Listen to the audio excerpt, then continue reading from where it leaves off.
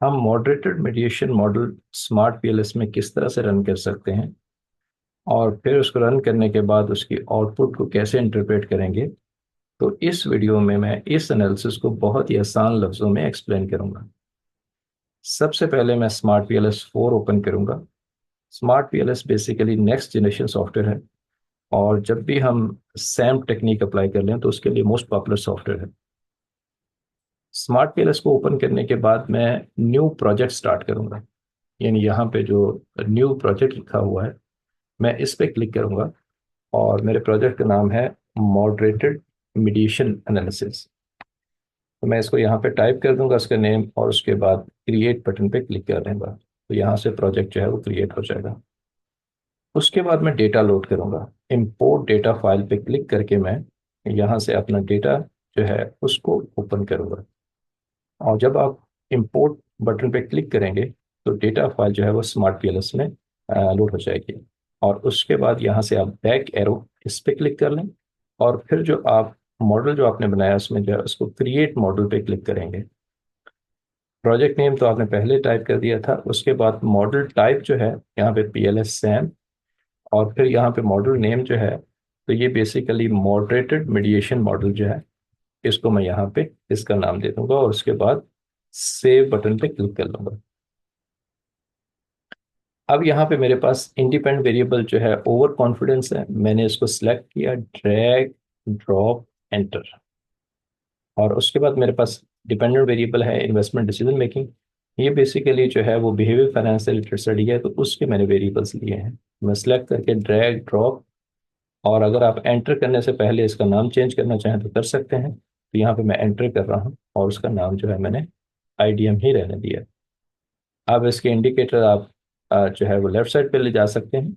यानी मैंने उस पर क्लिक किया, राइट क्लिक, और उसके बाद align indicator to the left. तो ये मेरे पास इंडिपेंडेंट वेरिएबल और ये मेरे पास डिपेंडेंट वेरिएबल है। तो अगर मैं इनको कनेक्ट कर दूंगा, ये देखिए कनेक्ट एरो पे क्लिक करके, तो ये बेसिकली मेरे पास स्ट्रक्चर मॉडल है। यानी बेसिक स्ट्रक्चर मॉडल है, इसमें कोई मीडिएशन नहीं है, कोई मॉडरेशन नहीं है। लेकिन मुझे मीडिएशन भी इसमें ऐड करनी है और मॉडरेशन भी ऐड करनी है। तो यहाँ पे मेरे पास मीडिएशन है रिस्क टॉलरेंस। तो रिस्क टॉलरेंस को मैं यहाँ पे सिलेक्ट किया, ये मेरे पास मीडिएशन है। तो मैं इसको जो है मीडिएशन को जो है यहाँ पे इसमें जो है कनेक्ट कर दूंगा। ये देखिए मैंने इसको कनेक्ट कर दिया और उसके बाद जो है अब ये मीडिएशन मॉडल बन गया। अब मुझे मॉडरेशन भी ऐड करनी है तो मेरे पास मॉडरेशन जो है वो फाइनेंशियल लिटरेसी है। तो मैंने फाइनेंशियल लिटरेसी को यहाँ पे सिलेक्ट कर लिया और इसको भी मैं जो है फाइनेंशियल लिटरेसी को भी जो है यहाँ पे इसको भी मैं ऐड कर लेता हूँ। एक चीज़ आप देखें कि जब मैं इसको मूव कर रहा हूँ ना तो मैं ये सिलेक्ट पे क्लिक किया हुआ है। जब मैंने इस पे एरो कनेक्ट करने हैं ना, ये कनेक्ट पे क्लिक किया हुआ है। तो इस चीज़ का आप ख्याल रखेंगे कि जब भी आप जो भी एक्शन करना है उसमें जो है, ठीक है। अच्छा, अब इसके बाद ये बेसिकली मॉडरेटर है तो मुझे यहाँ पे मॉडरेटिंग इफेक्ट इसको सिलेक्ट करना होगा और फिर यहाँ पे इसके साथ जो है वो लिंक कर देना होगा।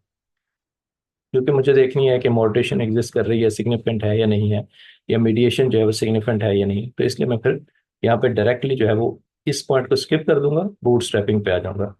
बूट स्ट्रैपिंग में मैंने क्लिक किया और उसके बाद यहाँ पे डिफॉल्ट सेटिंग मैंने रहने दी स्टार्ट कैलकुलेशन। एस्टिमेट कर देगा उसमें पैरामीटर एस्टिमेट से। तो ये मेरे पास यहाँ पे रिजल्ट अभी आ गए। अब देखेंगे लेफ्ट साइड पे यहाँ पे रिजल्ट शो हो रहा है। तो अगर आप पाथ कोफिशिएंट पे क्लिक करेंगे तो ये सारे रिजल्ट आपके पास यहाँ पे देखें शो हो रहे हैं।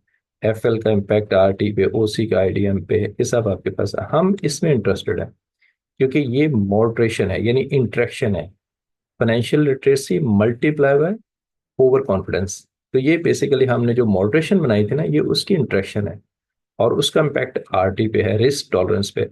अगर इसकी सिग वैल्यू 0.05 से कम है तो इसका मतलब है कि मॉडरेशन सिग्निफिकेंट है।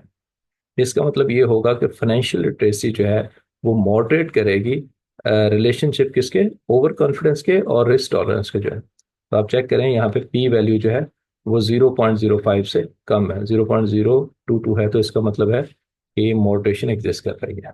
ठीक हो गया।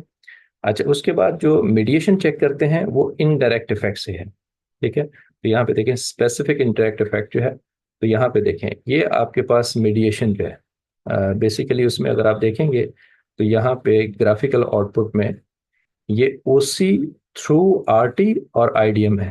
ठीक है, ये उसमें है जैसे जो है, यानी ये इनडायरेक्ट इफेक्ट है। अगर ये इनडायरेक्ट इफेक्ट जो है वो सिग्निफिकेंट है तो इसका मतलब मीडिएशन एग्जिस्ट कर रही है, यानी ओसी आरटी और आईडीएम। तो उसमें रिजल्ट में आप देखें पाथ कोफिशिएंट में, और यहाँ पे था मैंने जो yes indirect effect, indirect effect पे देखें ओसी आरटी आईडीएम, तो उसकी भी सिग वैल्यू जो है वो 0.05 से कम है, यानी पी वैल्यू उसकी कम है, तो इसका मतलब है कि मीडिएशन भी एग्जिस्ट कर रही है।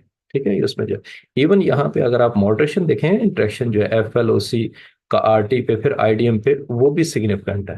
यानी मॉडरेशन भी जब इंटरेक्ट पाथ आ रहा है ना through R T investment decision making में, वो भी सिग्निफिकेंट है। तो इस तरह से आप जो है वो रिजल्ट देख रहे होते हैं। अच्छा, मॉडरेशन की सिग्निफिकेंस को आप दूसरी तरह से भी ग्राफ से भी चेक कर सकते हैं। यहाँ पे आप बैक एरो पे क्लिक करें, उसके बाद कैलकुलेट पीएलएस सेम एल्गोरिथम, इसको आप रन कर दें, फिर से आपसे के पास रिलायबिलिटी वैलिडिटी सब चीज़ें आपके पास आ जाएगी, और साथ यहाँ पे सिंपल स्लोप एनालिसिस भी आ जाएगा। तो अगर यहाँ पे देखें लाइंस जो हैं वो पैरेलल हैं, तो इसका मतलब है नो इंटरेक्शन। अगर ये लाइन जो है वो इंटरेक्ट कर रही हैं, यानी इंटरसेक्ट कर रही हैं, तो यानी इसका मतलब है कट कर रही हैं, तो इसका मतलब ये है कि मॉडरेशन जो है वो सिग्निफिकेंट है। ठीक है, तो इस तरह से ग्राफिकल मेथड से भी आप जो है वो चेक कर सकते हैं। Thank you for watching.